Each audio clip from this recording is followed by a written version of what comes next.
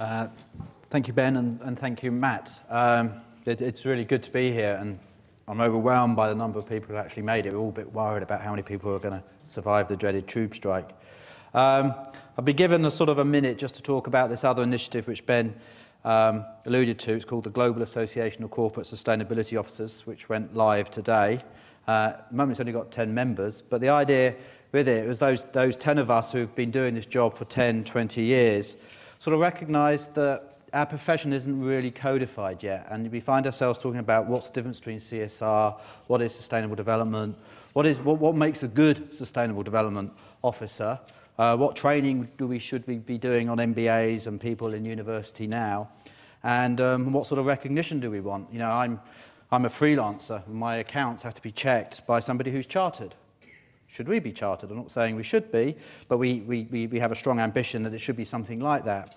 And so really what we're looking for, about 100 to 200 people who have got quite a lot of experience in this or aspire to have a lot of experience to help us work out the answers to those questions. It's going to be global, it's going to be for individuals, it's going to have a membership fee, and it will then evolve into something it needs to be once those individual members have told us what they think the right organisation are. So we're sort of a group of people committed to answering those questions and then creating an organisation, even if we only last 3 years or we last forever, to actually deliver the answers to those questions. So it's called GACSO for short, GACSO, or the Global Association for Corporate Sustainability Officers, and the webpage went live today, and it works, because I checked on my BlackBerry 10 minutes ago. So that's how new it is. And so I'm sure we'll find another time to talk more about it. Enough of the advert. We're not here to talk about what I'm doing. We're here to talk about Feed-in Tariffs, or FIT. I think at one level, you know, this idea of Feed-in Tariffs has to be unbelievably exciting. Somebody was talking to me just when I was sort of getting my head around this topic, just beginning. They said it's the most successful policy there's ever been on delivering renewable energy. There are 50 countries which have them. Germany was the first. Germany only had it since about 2000. Now 8% of their energy is renewable. And I think that a lot of that must be due to feed-in tariffs. You know, so that is sort of very, very exciting, very, very interesting. But then you talk to other people about some of the trouble about putting solar and renewables on your roof. Will it upset my warranty? Where do I get the capital from? Will it damage my roof? Will my landlord complain? And so there's lots of sort of issues. And so what we are going to do is first we're going to hear from somebody from the German Parliament, who's not here, so he might be the victim of the tube strike. But then, so I'm going to ask Richard from BT to talk for 5 minutes first, and then Brendan from Seagrow, who are two UK companies who have wrestled with these questions and have got some answers to some of those questions, some experiences. And if we get some input from Germany later on, let's hope we do. So Richard, could you give us your experiences first? Sure, Thank you. Yeah, the 5 key messages, I guess I'll try and get across in 5 minutes. That's my ambition. We've started looking into this whole area of feed-in tariffs over the last few months. We've had a few guys working on this, producing business cases. Across the 5 areas I'll quickly cover, I'll be looking at the context of where feed-in tariffs fit into our strategy. Secondly, what impact it has on our wind project. Thirdly, the opportunities that we see in the solar area and how it could grow in respects for us. Fourthly, issues around financing and the complexities and opportunities there. And lastly, planning and sites. So in terms of the context, in terms of where it fits into our strategy, in BT we see ourselves really driving 3 key prongs to our carbon reduction plan, and that's firstly, and our highest priority, to improve energy efficiency. Secondly, to develop as much as possible on-site renewable energy. And that's where the feed-in tariff area is really helping us and will help us as we drive that strategy forward. And thirdly, we look to source our energy that we do purchase from low carbon and renewable energy sources. And we think there is an area where the government could do a lot more to provide clearer, audited trails of where the energy is being sourced for everyone in the UK. So in that middle area then, the incentive it provides to us to drive on-site renewable energy, we have a project that's currently running, that will aim to produce 250 megawatts of renewable energy by 2016. That's about 25% of BT's total electricity capacity. So we use about 2.3 terawatt hours of electricity a year, which is quite a large amount, and we recognize, therefore, we have quite an important responsibility as a company to drive down that use, but also to get as much of that produced from renewable energy as possible. And that's why we've started this wind project, to generate 25% of the project from large-scale wind. We have trialed smaller-scale wind and solar PV panels in the past. The paybacks have been very long, over 30 years, and that's been the reason why we've focused on large-scale wind. Some of our large-scale wind sites are less than 5 megawatts in capacity as they're currently going through planning, and that means that they could be eligible for feed-in tariffs. And the impact that that would have on those sites is really providing a more certain incentive to those sites versus the renewable obligation. Because it's pegged to inflation, it's not subject to market variations. There are some forecasts for the renewable obligation to go downwards in value, and so it could provide more certainty for those smaller sites and for the business case for those sites. So thirdly, that's what the impact it has on wind. Third is the area of solar, and looking at that, we have 6,200 sites across the UK, and some of them have large roof space, some of them have large areas of land around them, which could all be possible potential installation opportunities for solar power, for PV. And that's where I think the feed-in tariff for BT will have greatest potential, is looking at that. The payback on that and the financing of that is in the interesting part. It's a very capital-intensive program versus wind. So the yield you get on a solar panel, 8 to 12%, is much lower than that 26, sometimes 30% on wind. So the amount of money you need to put in to get the same kilowatt hours out is a lot higher, but you're getting a higher feed-in tariff incentive on the back of it. So that's a question we're looking into at the moment, and looking into what third-party finance could do for us in financing those kind of deals. And there's a whole lot of interesting deals being put forward around that space, and we can talk about that later. And the final area to talk through, and the key message for us really, is around planning. We are finding it increasingly complex and difficult putting through planning for renewable energy in the UK on site. It may be easier, we think it should be easier for solar versus large-scale wind, and so that could be an opportunity. But we think that's an area which really, if the government is going to match the kind of incentive financially that feed-in tariffs are giving to a more streamlined and easy to navigate planning route, it's that combination which can really get us going with renewable energy in the UK. And I think we now have the feed-in tariffs. What we need is the planning system to match. Thanks. Okay, brilliant. Thank you. Brendan, could you give us your exposure to this issue from SEGRO? Perhaps introduce what SEGRO is as well. SEGRO is formerly known as Slough Estates. We're a property developer in the UK and 10 other European countries. We've got a portfolio in the UK alone of about 34 million square metres, and that's a heck of a lot of roof space. And we first started, well, certainly at the turn of the year, since the turn of the year, feed-in tariffs has been high up on our agenda for myself and the head of sustainability at SEGRO. We see it as a huge opportunity both to green up some of our existing stock and also as an extra revenue stream as well. We've previously used solar on roofs on sites we own in Germany, in Frankfurt. And on that particular site, we teamed with a German solar company who rented the roof space from us. We had a very willing tenant who's seen the benefits of having solar on his roof, both from a PR point of view, corporate responsibility point of view, and also he was purchasing the electricity from the operator of the PV at a lower rate.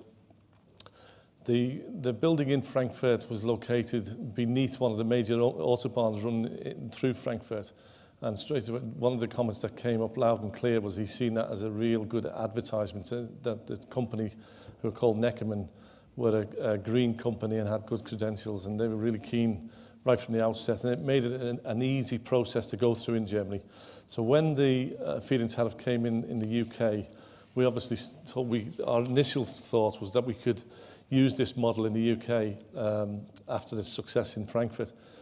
But what's been thrown up in the UK is there's a couple of major differences that we've got in the lease structure in the UK than we have in Germany. The FRI lease structure that we operate in the UK doesn't make it easy to put PV on the roofs of buildings.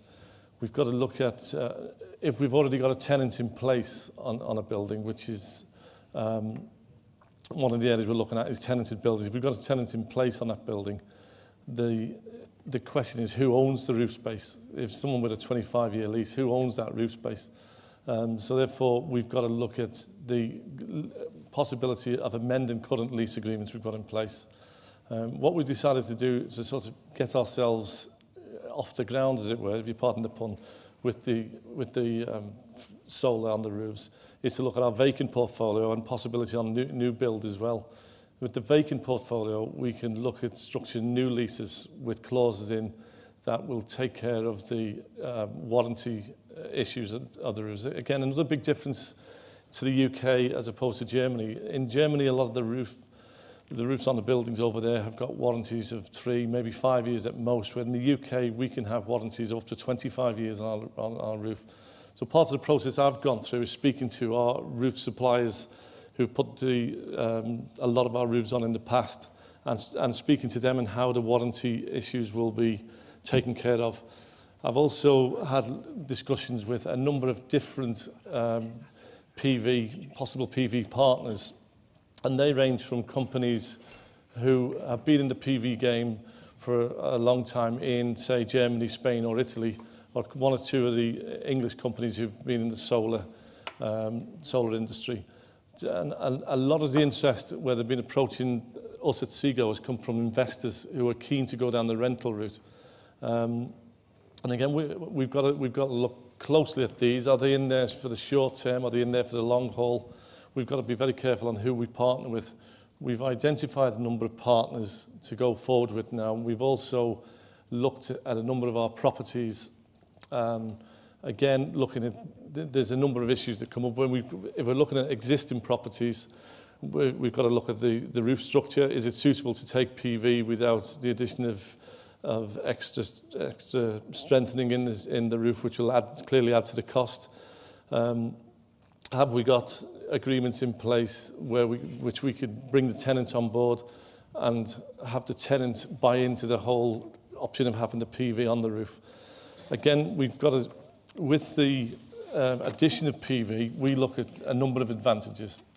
One of the advantages we see on putting it on a vacant property, as you alluded to, the payback is roughly around the 10%, 11% mark. But one of the advantages that we feel that could be there is we have it on a vacant property and a potential tenant is looking at a number of properties. The PV might be the point that swings it. They might be a large corporate. It could be just a small SME who's getting the green message, looking for the cheaper electricity, looking for the CR. It might get that building let 3 or 6 months quicker, sooner than it would normally be let. And that's a hidden value to us. It's difficult at the moment to put a cost to that. It's untried waters in the UK. There is some anecdotal evidence that buildings in Germany, in the early part of the feed-in tariff, buildings in Germany did get let quicker. And clearly this is an area where the feedback for ourselves would be greater. Again, looking at the advantages for the tenants of our buildings, again, we've got tenants ranging from the real small one-man bands in 50 square metre units to massive corporates having headquarters in offices built by ourselves. And you know, the gains they can make from having PV on the roofs, is the CR gains for one. Also, they can have the cheaper electricity, and in some cases, if we're looking to bring tenants into our buildings, we could, in effect, depending on the value of that electricity, we could offer an inducement of free electricity for a number of years or free electricity for the period of the feed-in tariff. because the feed-in tariff alone is enough financial incentive for us to start getting involved. The planning issues have been mentioned. Another interesting area of PV that we're considering at the moment, not done too much work in the area, but people are focusing on PV being added to the roofs of buildings, both existing buildings and possible new builds. But there's also an opportunity for PV, which has been used in Germany for the creation of PV farms, where land banks that we've currently got that we've got no opportunity to develop in future, but it may be that we consider using these for PV. Likewise, areas on our developments where we've got large areas of car parking. Again, using a light aluminium frame, it's not unusual if you look at the countries with warmer climates, you quite often see car parked areas which have got covered roof space over. Well, that can also be PV. And I know a couple of the investors who've approached ourselves on this are actually also talking to neighbouring tenants of ours who happen to be farmers and starting to looking at, is this an opportunity for them to an extra use for the land? And again, using the German model, I've been taken through Germany looking at PV in the past and shown these PV farms when you've got the sheep happily grazing underneath the PV panels, and it's creating an income for the farmers. So that's another area which might be of interest to some landowners. You nearly finished? Sorry? Running out of time. Okay. Well, just to conclude, where we are at the moment at SEGRO, we've done a number of evaluations of our properties spread around the country. Our main property base is in the south of England, but we've also looked at, we had a large warehouse in Manchester, which we had a feasibility study carried out on. And even in Manchester, where they don't get a great deal of sunlight, it had possibilities of a 10% return on investment. That building, unfortunately, now has been sold, or unfortunately has now been sold, so we won't be progressing with that one. But we've also looked at properties in Portsmouth and also in Hertfordshire, and we're really driving forward with these now to try and iron out some of the issues that's preventing us from putting PV on the roofs. Okay, thank you. Hans Joseph Fell, welcome. Thank you for making it. We're going to ask you to just give us some sort of insights into some of the German policy thinking on feed-in tariffs and why they have been successful, if they have been so successful. Thank you.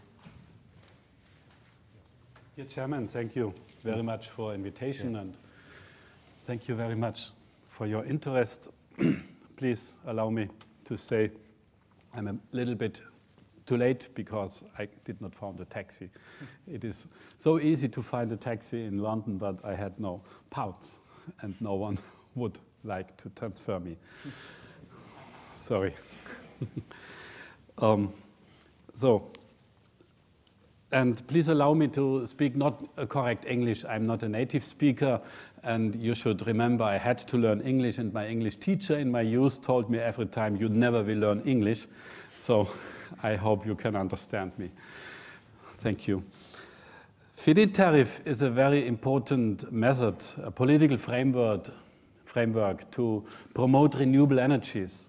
And when I was elected into German parliament in 1998, so I wanted to bring a political framework that depends on one basic principle.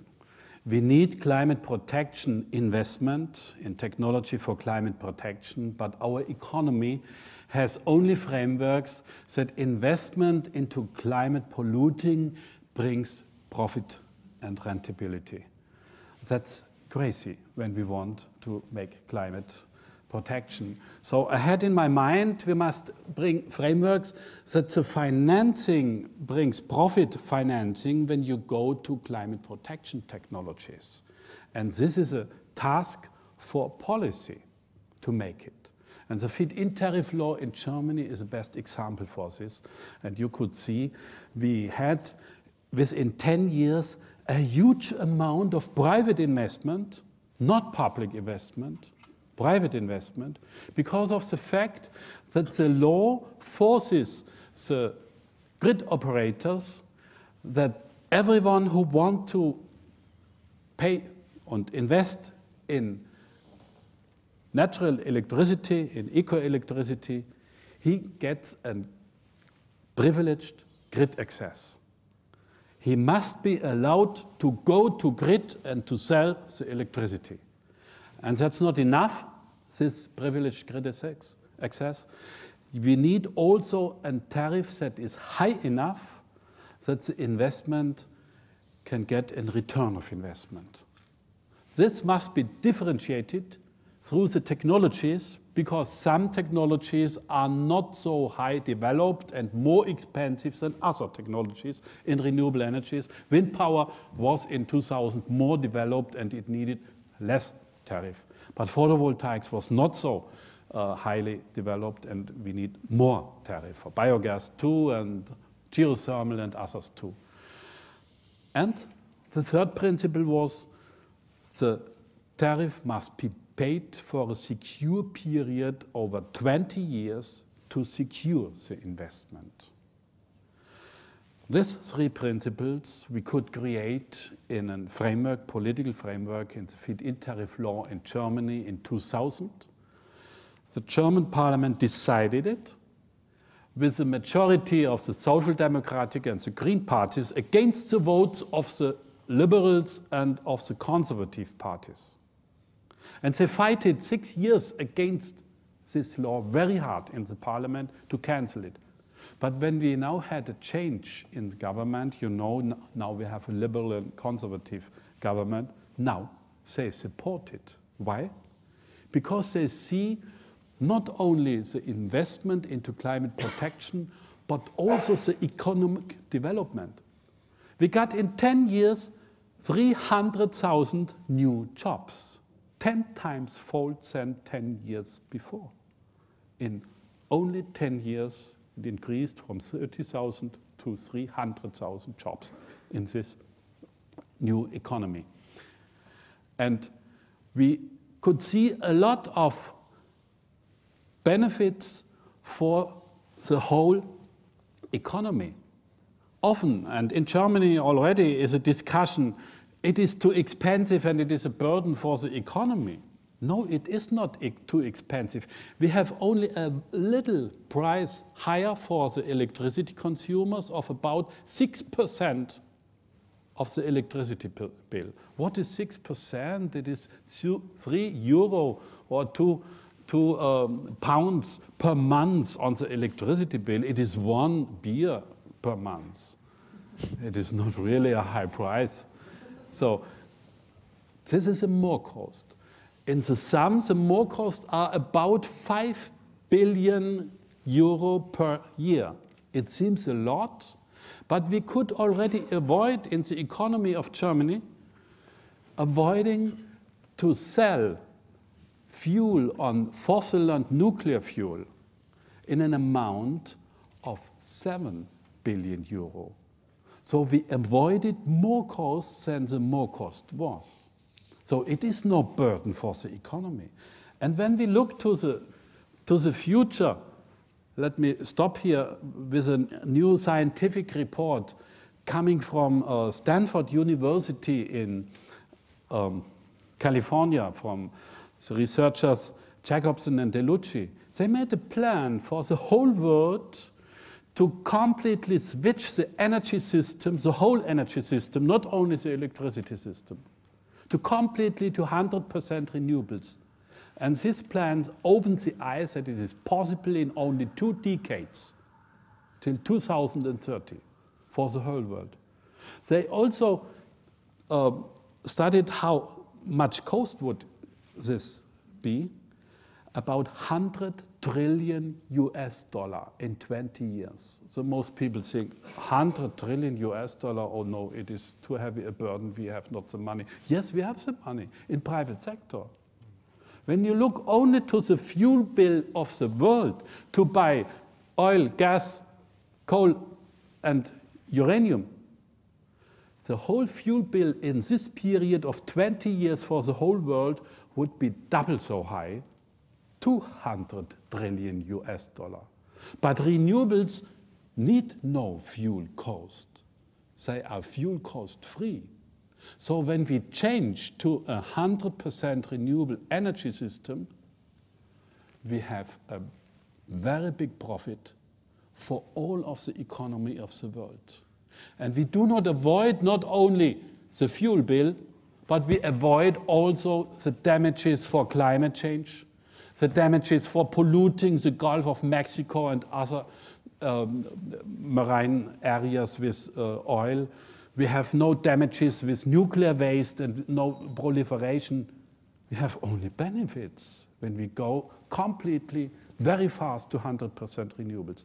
So, but it is only possible to go on a fast way in 2 decades when all nations in the world create a good political framework.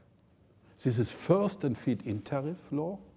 I know you have it now since 10 years debate in Great Britain, and I often discussed it with your parliamentarians, and you have some good parliamentarians, they did it.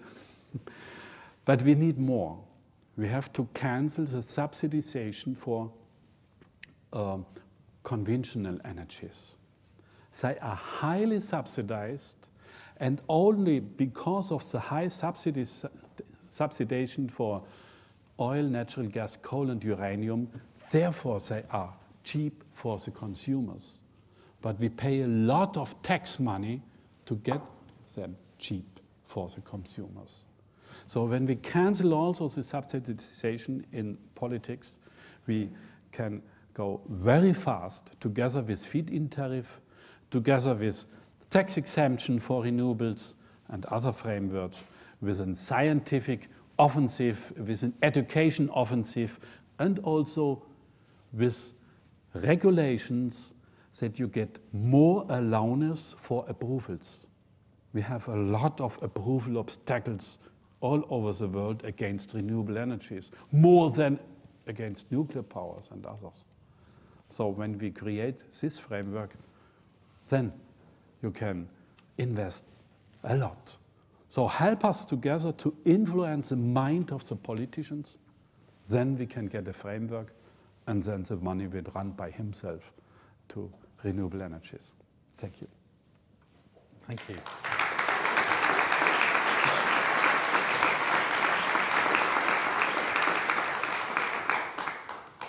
So we're facing the prospect of saving $100 trillion and addressing all the environmental and social issues. It's quite staggering. You know, those numbers must be true by the people who wrote them, that actually that's the scale of the opportunity here. And we still find ourselves debating some of the detail. So I'm really intrigued to see some of your questions, some of your observations on what you've heard, both some of the short-term sort of barriers you think face a more successful rollout of this initiative in the UK, and perhaps some of the more macro questions which were introduced by our last speaker. So if I could just ask you to put your hands up and also just introduce your name and the organisation you come from as well, please. Thank you. Yes. Hello. Red light? It is on. Hooray. I'm Auburn Thurston. I run an organisation called Juice From Your Roof. It's a social enterprise here in London. Two questions really, I guess, for Dr. Fell. Experience in Germany of buyers' clubs. The development, I believe, in the German market effectively started in the residential market and then has moved more into commercial property along the experience of Sergo. And I'm interested, for purely personal reasons, about social movements towards buyers' clubs. And I guess the second question, also probably for Dr. Fell, planning, regulations, constrictions. Mr. Fogarty and other speakers have already flagged up and indeed Mr. Tarburn from BT, have flagged up the planning difficulties that we have occasionally from a regulatory point of view in the UK, and it's a kind of compare and contrast question between the German experience and the UK experience. By buyers' clubs, do you mean domestic buyers or corporate? Yes, I fundamentally do. I apologise if that's special pleading, but it's, as I say, it's comparing and contrasting. Thank you. Hans? Yeah. Thank you for honouring me. I'm not a doctor, but no problem. So, first is the promotion for renewable energies was in the early beginning coming from the NGOs, not from business sector, not from political sector. I personally come from NGOs and went later to Parliament and promoted it on the NGO level. And it was because of anti-nuclear and pro-climate securing. This both was forcing behind this development. And when we created this strategy, the first decisions to support renewable energies and the financing to renewable energies was made on a local level in some communities. My home community was the first one in 1994, a little town, Hammelburg called, you might not know it, in northern Bavaria. But this example followed a lot of other communities like Munich, like Nuremberg, like Darmstadt, Bonn, and others. And it made a very good success story on local level. And the investment came in this time already from private money, not from the utilities. And the private money was collected by people who wanted to make climate protection and environmental policy.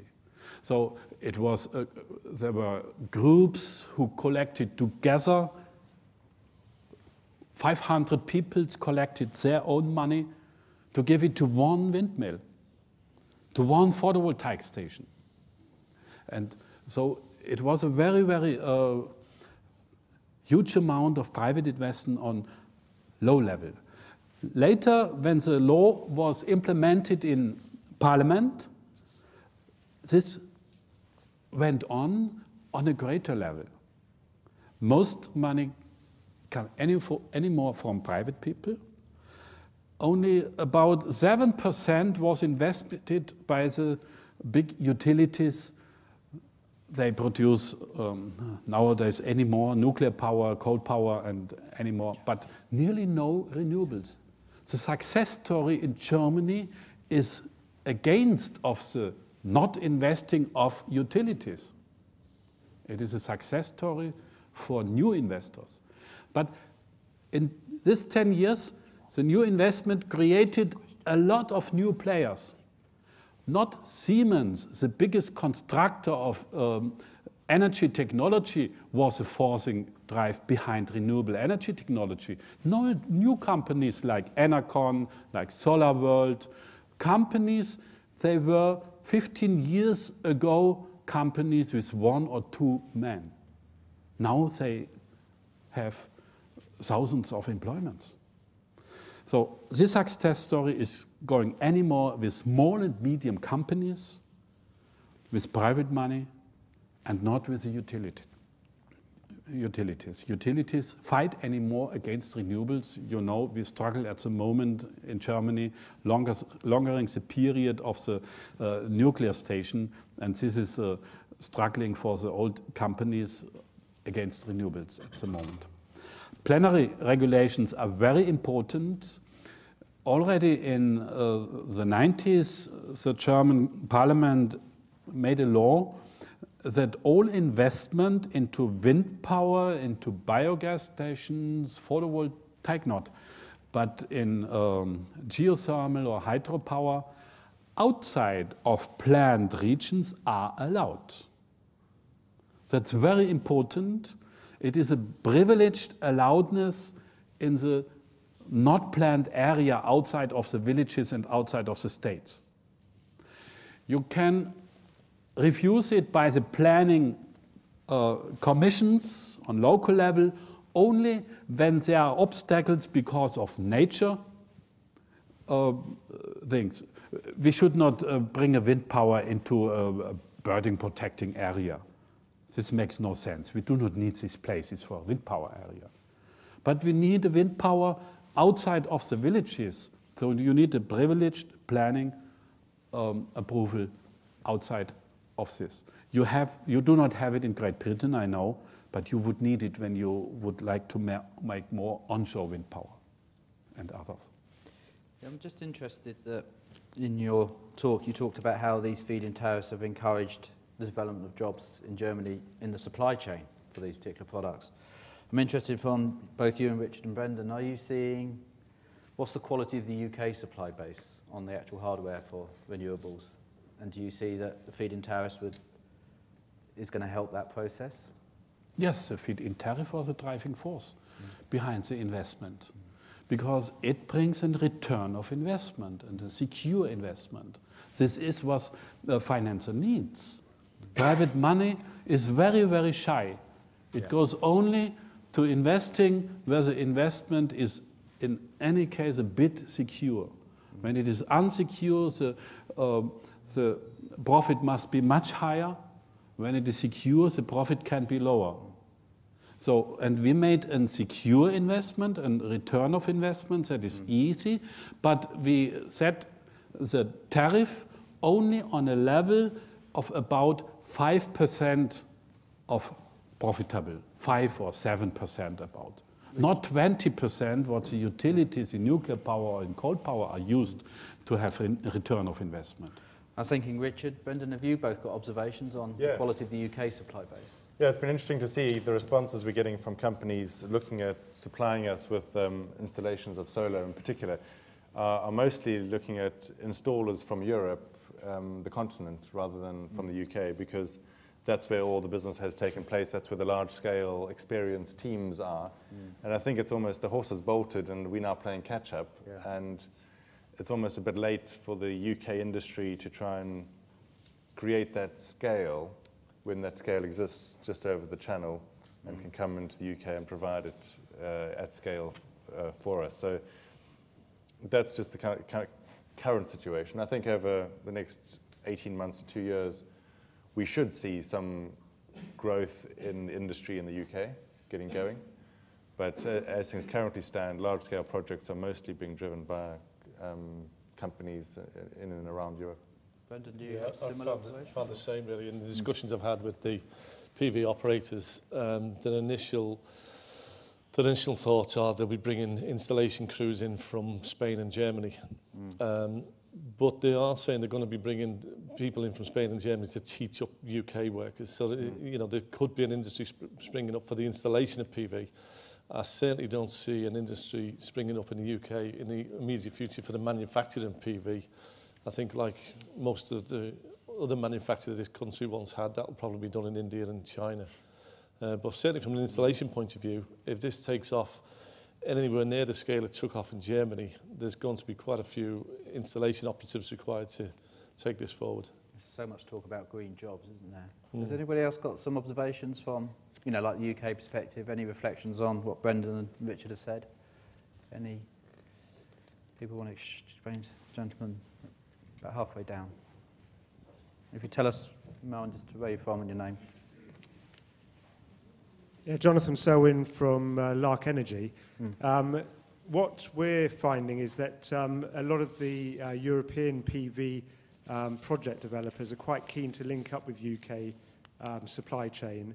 And whilst the initial emphasis might be on bringing expertise in from mainland Europe, they're very willing for us to develop our own supply chain and for us to take over a lot of the groundworks or the roof installation type of work at a later date. But it makes sense from a financing perspective, obviously, to tie up with those experts who've got a track record in it. But can I ask a couple of quick questions as well? Firstly, to Richard, what we're finding is quite a lot of the large companies who fall under the carbon reduction commitment are seeing a disincentive for investing in renewables because obviously you can't claim the FIT and the CRC benefits from the same installations. So we're finding they're putting a lot of their emphasis at the moment on CRC. And I know that you've obviously done a lot of investments in renewables and you've got a lot of issues to address in CRC. So I'd be interested in your perspective on that. And a quick question for Hans as well. Having visited Germany quite a few times, there are obviously a lot of areas in Germany where PV is everywhere, on every roof, on every available space, wind turbines everywhere.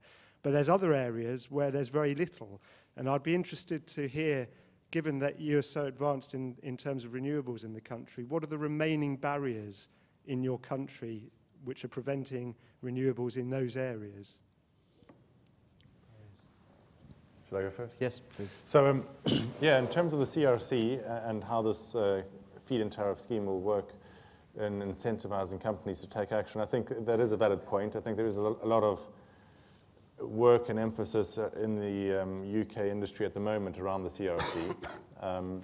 I think it's important to put in place a context of a sustainability strategy in any company of carbon reduction being achieved through three things, as I spoke about. The one is energy efficiency, and the CRC scheme should be driving companies to become more energy efficient. And that should be the first and most important aspect of a company's strategy.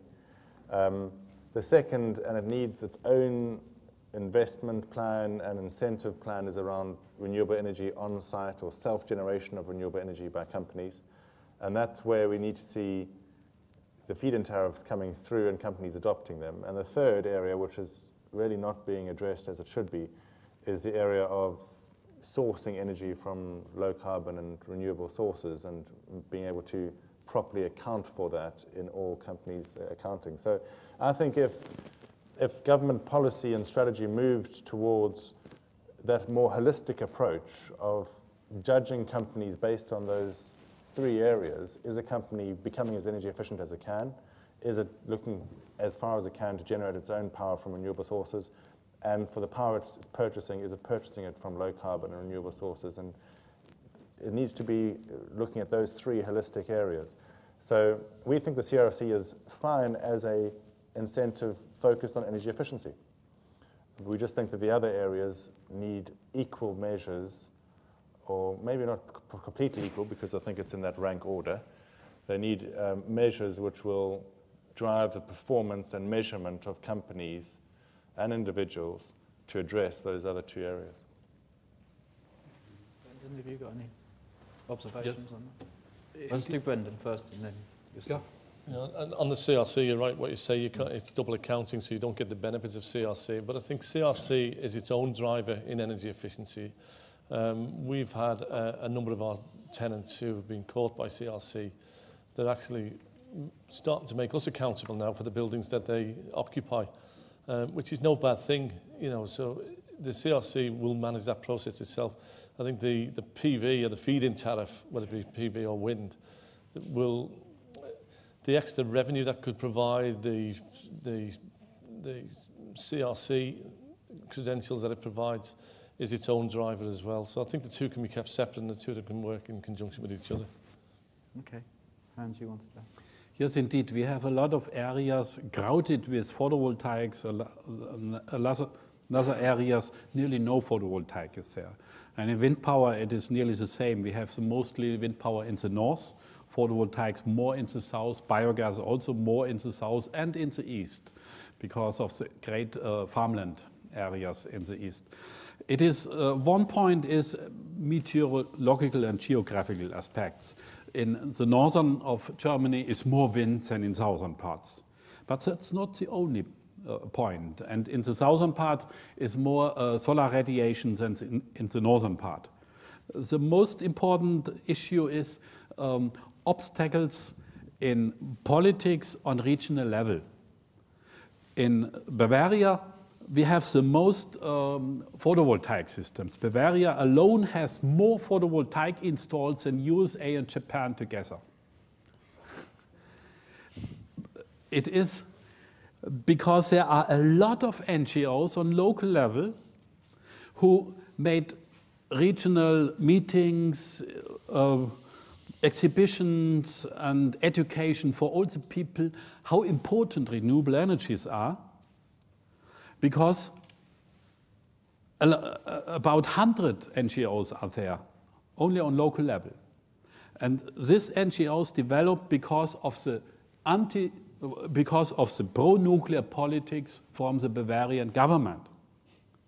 So you see the obstacle against the politics on the government can create a lot of renewable energies. And this is one point. But we have not so many wind power in Bavaria. Since 5 years, we have new wind power technologies that is very good to create a lot of investment with wind power also in the southern parts, because the high wind power stations can earn much more wind than the earlier generation with low wind power.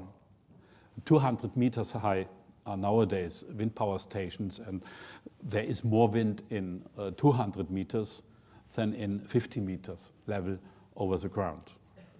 But in Bavaria, the obstacles on approvals, on licenses, allowance, are very, very hard from the government.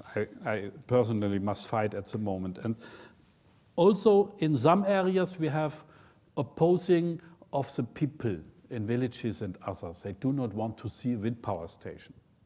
But we must see in Germany, in the regions where more wind power are, the opposing of the people has reduced because they can learn, oh, they are not loud. They can bring a lot of investment, not only to the investors, but also to tax money payers for the villages and for the states, and they can create a lot of income, and they produce a lot of new jobs.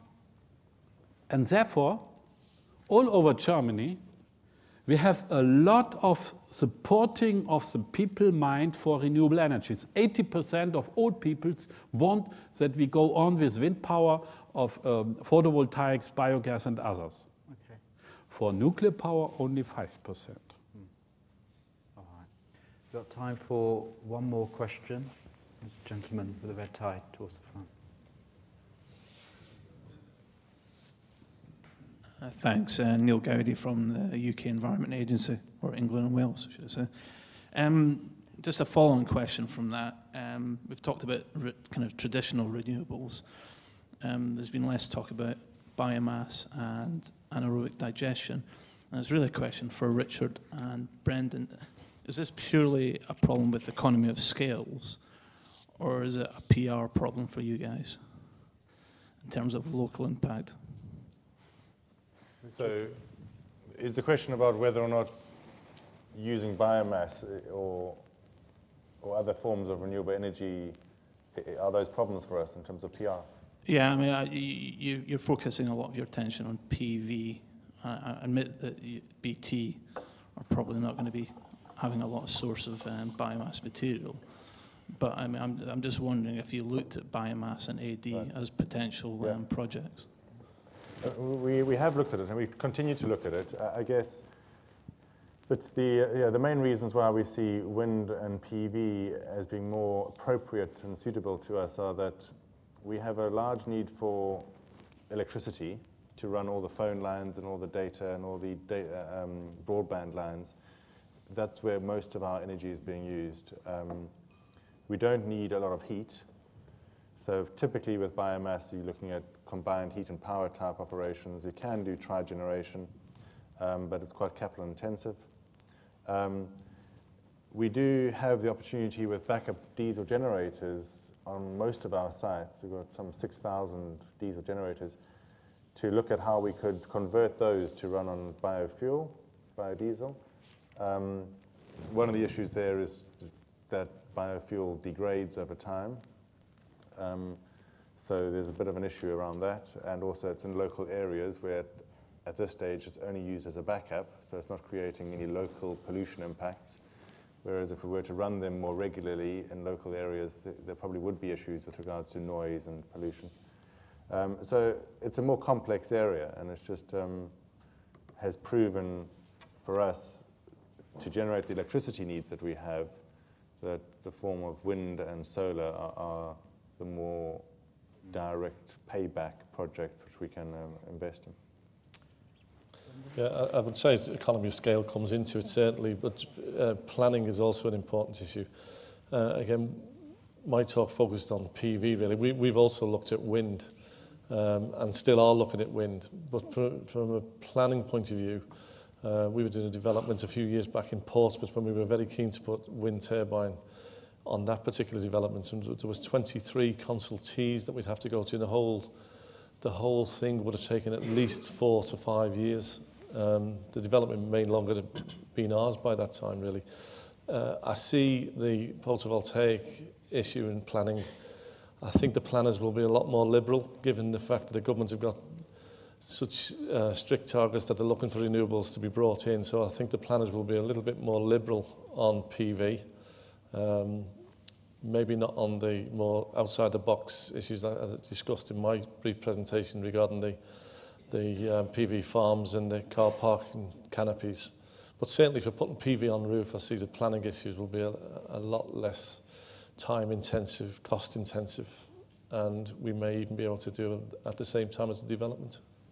Okay, thanks. It's my job to sort of draw this bit of the discussion to an end. We heard that there's £100 million worth of savings here if we converted everything in 20 years. And we heard that the short-term cost of that for domestics is about the equivalent of the price of beer. So these are all positive, good numbers, unless you really need your beer, but I'm sure you can find another way of getting your beer. We've seen that feed-in tariffs in Germany have certainly worked and made a difference. We know that the model isn't identical in the UK because of the way we do sort of planning laws and that sort of stuff. But I think we're very lucky to sort of hear from the German experience and the success. We're also very lucky to hear from, but also have people such as Richard and Brendan who are trying to make this work. You know, there are issues with planning and roof warranties and capital and investment, but we sort of hear the saying, one day we're going to do this, one day we're doing it, we've already done it. So we really feel that we're really close now to using the policies which have been given to us to really get close to that 8% or even more. So I sort of leave here, definitely my glass is half full. I'm aware of some of the complexities, but I think this has been a good discussion, and I think feed-in tariffs is a positive move, which it sounds like is going to change the way we generate electricity and energy in the UK. Thank you. So I'm going to hand back to Ben. Thanks.